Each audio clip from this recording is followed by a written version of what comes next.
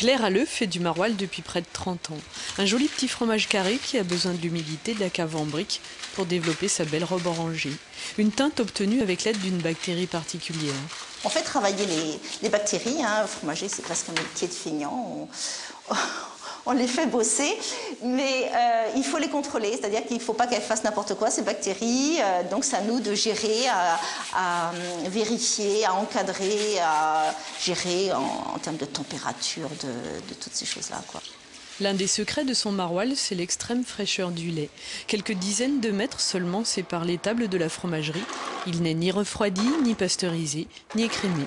Le troupeau le voici, 80% de Prime Holstein, la vache qui sait offrir du lait en quantité, et 20% de Flamande, celle qui sait au mieux tirer de profit de l'herbe grasse du bocage de Thiérache. Le maroilles bénéficie d'une AOC depuis très longtemps, près de 50 ans, mais les critères du cahier des charges sont en cours de réécriture pour mieux ancrer encore le fromage dans son territoire. Pour produire du maroilles, il faut des pâtures, il faut aussi qu'elles soient bordées de haies. Pour les producteurs, en période de crise majeure du prix du lait, la valorisation en fromage peut être intéressante. L'AOC, ou l'AOP plus exactement, peut apporter un plus effectivement. Maintenant, encore faut-il que nos transformateurs acceptent de rémunérer plus cher le lait AOP tel qu'on le demande, et donc à faire passer ces exigences de hausse au niveau de la transformation. Mais ça ne suffira pas. J'allais dire, globalement, l'ensemble de la production laitière a besoin d'être revalorisé. Il y a 12 ans, la ferme de la Fontaine-Orion s'est prise au jeu du concours général. Et depuis, chaque année, elle propose des fromages en dégustation à Paris. D'or, d'argent ou de bronze, elle a au fil du temps collectionné les récompenses. Le maroilles, c'est du maroilles, qu'il soit fait dans une ferme ou dans une laiterie. Il est jugé sur les mêmes critères, selon le même répertoire. Donc, on s'est dit, allez, on peut oser. Et puis voilà, et puis on s'est pris au jeu, maintenant on continue.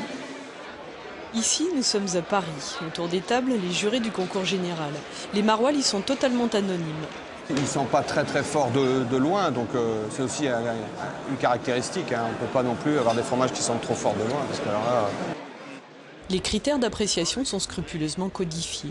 L'allure du fromage compte, l'uniformité de sa couleur également. À la coupe, on s'intéresse aussi à la texture, à la pâte, qui ne doit être ni trop dure, ni trop coulante.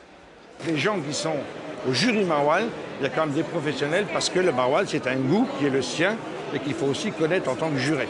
Alors, il y en a d'autres qui sont peut-être même sûrement novices autour de la table, mais qui vont apporter leur appréciation malgré tout. Et on termine par les saveurs et la puissance en bouche.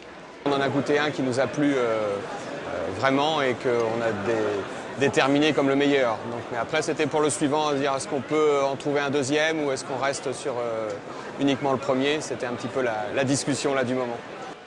Finalement, il y aura 2 médailles à cette table, une d'or, une de bronze et 2 d'argent à la table d'à côté. 4 maroilles primés pour cette année. Dès demain, ils pourront emporter l'étiquette et en profiter à la vente.